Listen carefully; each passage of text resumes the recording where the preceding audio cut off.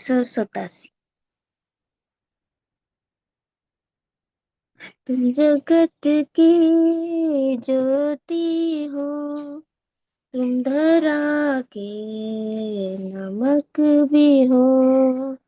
तुम जगत की ज्योति हो, तुम धरा की नमक भी हो। तुमको पैदा इसलिए किया, तुमको जीवन इसलिए मिला। तुमको पैदा इसलिए किया, तुमको जीवन इसलिए मिला। उसकी मर्जी कर सको सदा, उसकी मर्जी कर सको सदा।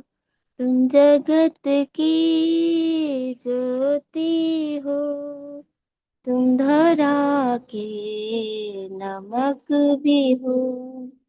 तुम जगत की ज्योति हो, तुम धरा के नमक भी हो।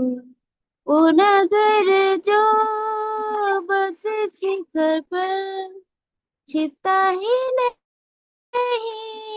किसी की नजर।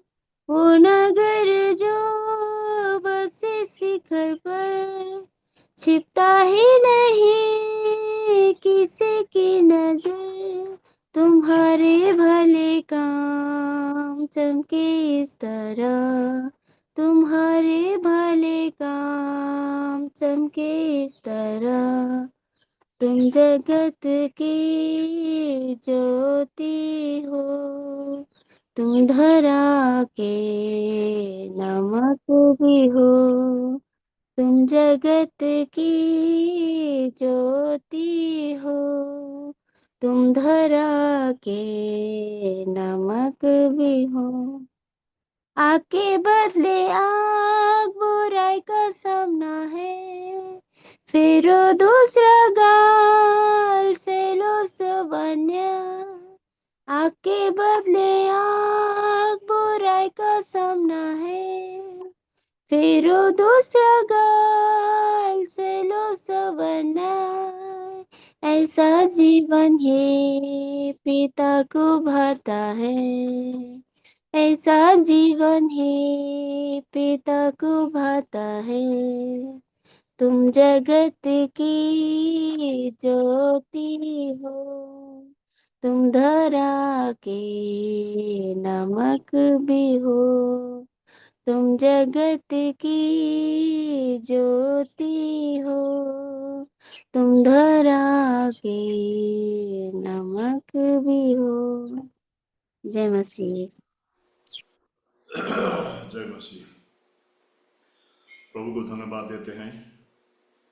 परमेश्वर ने हमको जगत का ज्योति बनाया है और ये ज्योति जगत में चमकना चाहिए, इसलिए प्रभु ने हमको आपको यहाँ रखा है।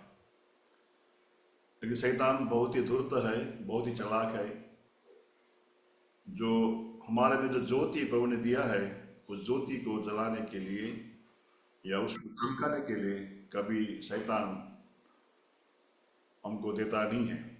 इसलिए आज हम देख रहे थे शैतान के बारे में। पहला हम पढ़ेंगे दूसरा कोरिन्थी दूसरा अध्याय 11 वचन। दूसरा कोरिन्थी दूसरा अध्याय 11 वचन।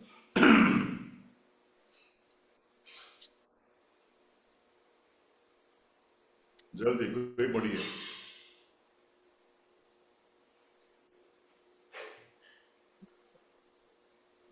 दूसरा कोरिन्थी की किताब दूसरा अध्याय 11 वचन। कोई भी पढ़िए भाई बहन। कि शैतान का हम पर दांव न चले, क्योंकि हम उसकी युक्तियों से अनजान नहीं। शैतान का हम पर दाव न चले, क्योंकि हम उसकी युक्तियों से अनजान नहीं है। हमने कल देखा शैतान हमेशा दाव ढूंढते हैं, मौका ढूंढते हैं और हमारे आत्मिक जीवन को बर्बाद करने के लिए। घर में अशांति को लेकर आते हैं, मंडली में फूट को लेकर आते हैं, व्यक्तिगत जीवन में निराशा को लेकर आते हैं। और शैतान का एक ही मकसद है कि हम और आप, हमारा आपका आत्मिक जीवन नष्ट हो। यहां पर हमने कल देखा था शैतान का नाम को, 6 प्रकार के नाम हमने देखा था कल शैतान के बारे में। पहला नाम देखा था हमने, एक ज्योतिर्मय स्वर्गदूत हैं, वो ज्योतिर्मय दूत का धारण करके हमारे आपके जीवन में आ सकता है, आते हैं। दूसरा हमने देखा था ये गरजने वाले सिंह हैं, ये जो हमको डराता है, धमकाता है, भयभीत करता है। और तीसरा देखा था हमने ये अंधकार का हाकिम है, ये आकाश के अंधकार का हाकिम है ये।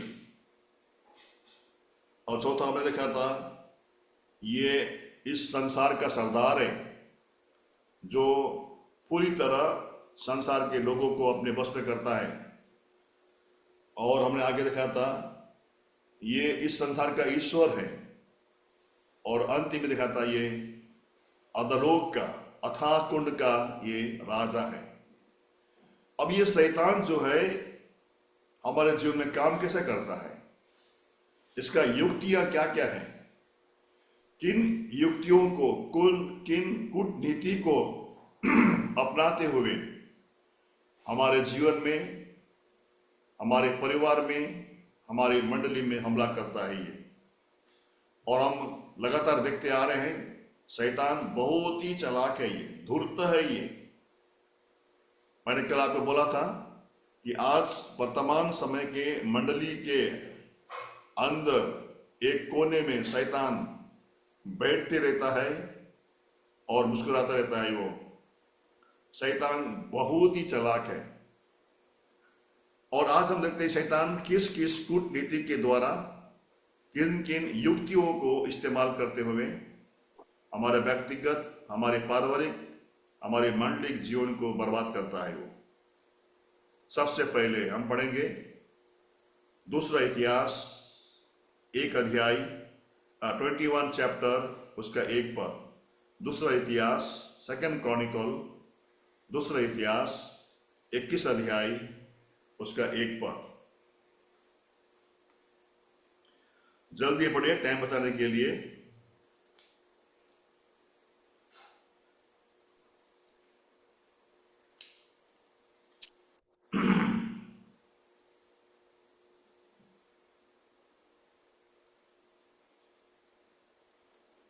इतना दूसरा अध्याय 30 का पढ़िए 31 का पहला इतिहास 21 अध्याय उसका 1 पद।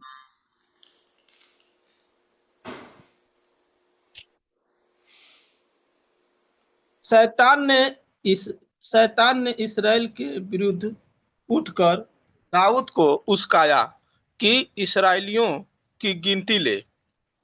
ध्यान से पढ़िए, दोबारा पढ़िए।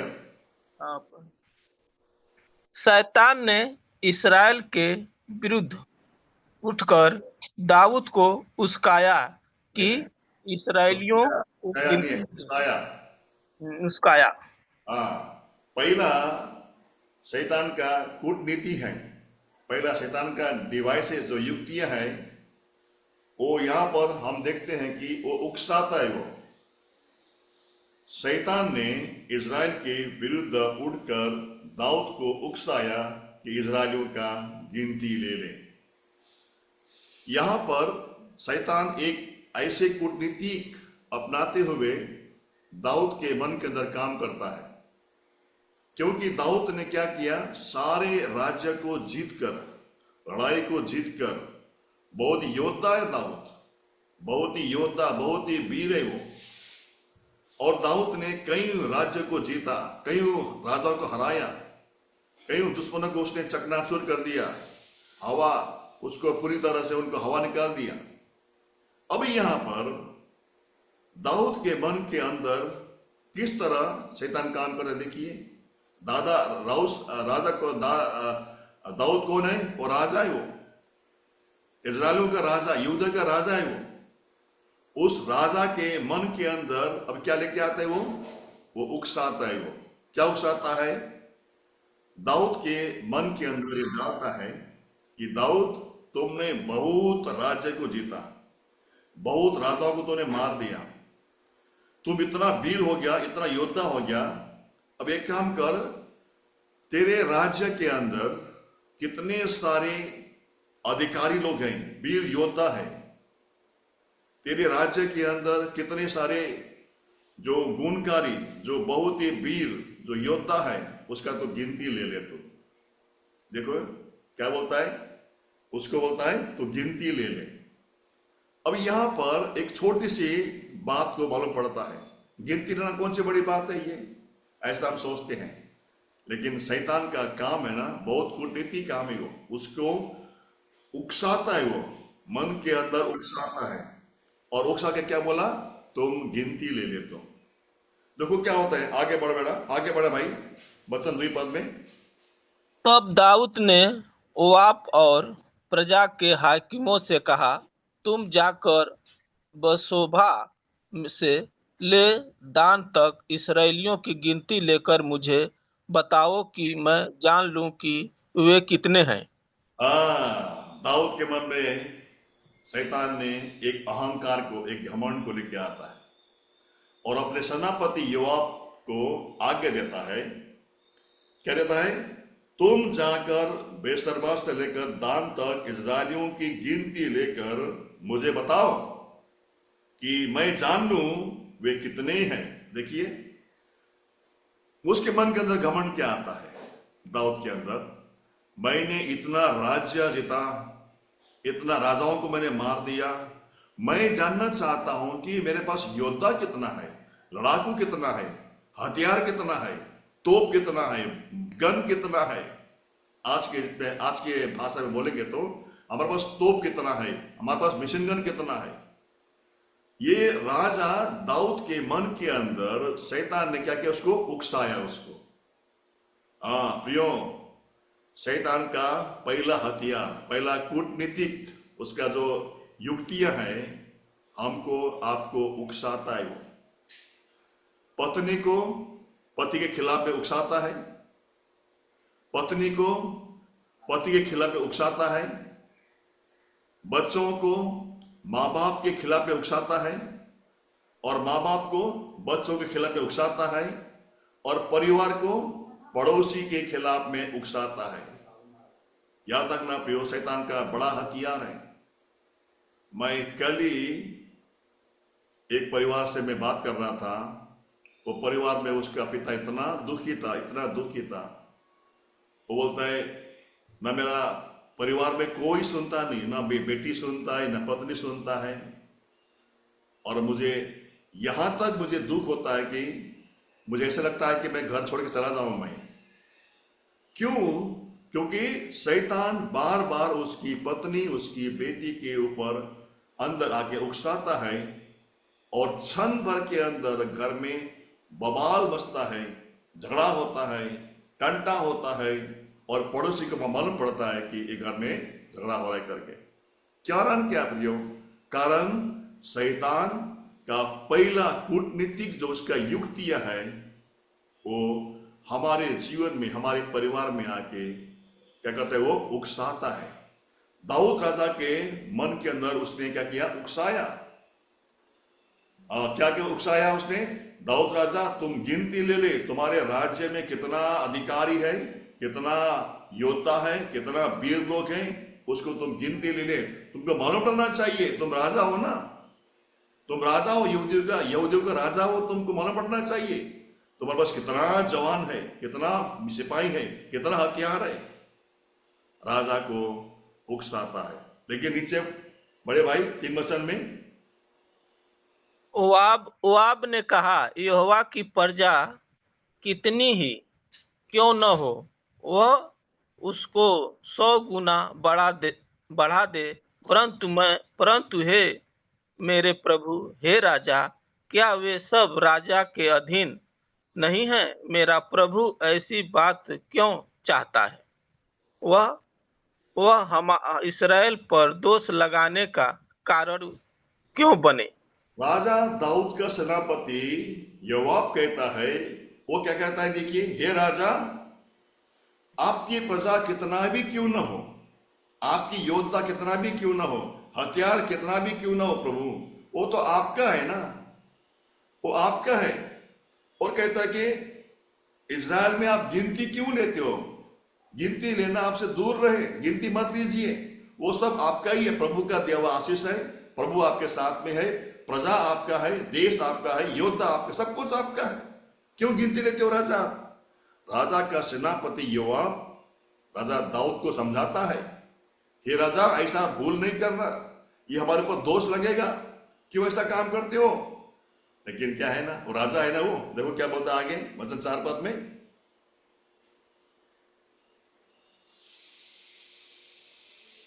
तो भी तो भी राजा की आज्ञा वाब पर प्रबल हुई, और तब वाब विदा होकर सारे इसराइल में घूमकर यरूशलेम को लौट आया।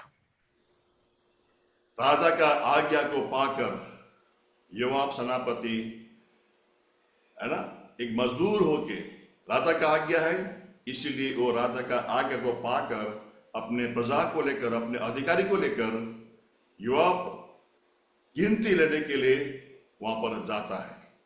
मगर होता क्या है, वचन 6 पद में, परंतु इनमें वाब ने लेवी और बिन्यामीनी को न गिना, क्योंकि वह राजा की आज्ञा से घृणा करता था। वचन 6, परंतु इनमें योआब ने लेवी और बिन्यामीन का न गिना, क्योंकि वह राजा की आज्ञा से घृणा करता था। राजा की आज्ञा से सेनापति योआब घृणा करता था।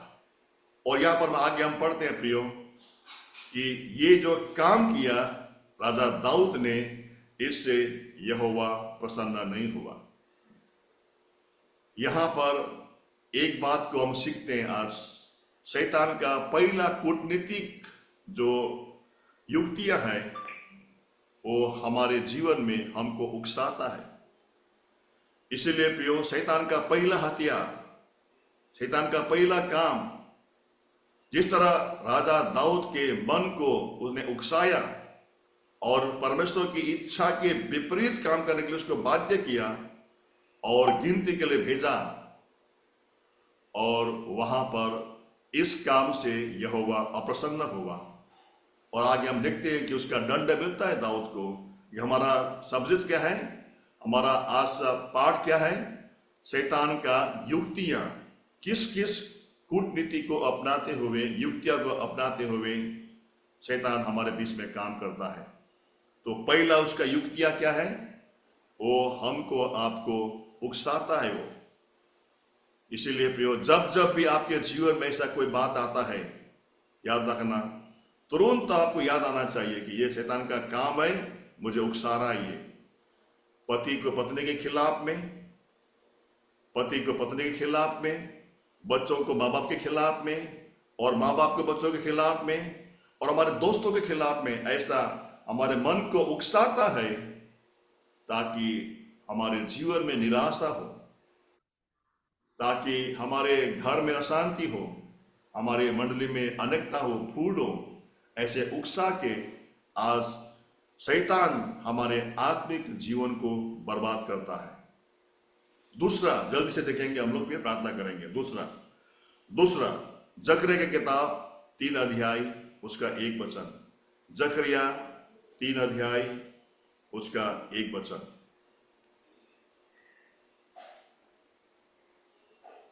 जकरिया की किताब 3 अध्याय उसका 1 वचन। दूसरा उसका कूटनीतिक हथियार, उसका जो युक्तियां हैं शैतान का, दूसरा युक्तियां जो हमारे जीवन में काम करता है। फिर उसने यीशु महाजक को यहोवा के दूत के सामने खड़ा हुआ मुझे दिखाई, और शैतान उसकी दाहिनी ओर उसका विरोध करने को खड़ा था। यहां पर देखिए, वचन कहता है, उसने यहोशू महायाजक को यहोवा के दूत के सामने खड़ा हुआ दिखाई। देखो कौन है, यहोवा के दूत के सामने यहोशू महायाजक खड़ा है, बातें कर रहा है वहां पर, मगर वहां पर क्या दिखाया है? और शैतान उसके दाहिने और उसका विरोध करने के लिए खड़ा था। शैतान कहां पर है प्रियो? महायाजक यहोशू और दूत के सामने जो बातचीत हो रहा है, बातें कर रहा है, उसके दाहिने शैतान खड़ा होकर विरोध करने के लिए खड़ा है वहां पर। शैतान का दूसरा हथियार, उसका युक्तियां प्रियो हमारे सामने रहकर वो विरोध करता है। कई बार घर में समस्या क्यों होता है? कई बार झगड़ा क्यों होता है? कई बार घर में अशांति, मंडली में अशांति क्यों होता है? क्योंकि हमारे अंदर आकर जो भी हम बात करते हैं, जो भी हम काम करते हैं, उसके विरोध में हमेशा शैतान खड़ा रहता है, विरोध करने के लिए।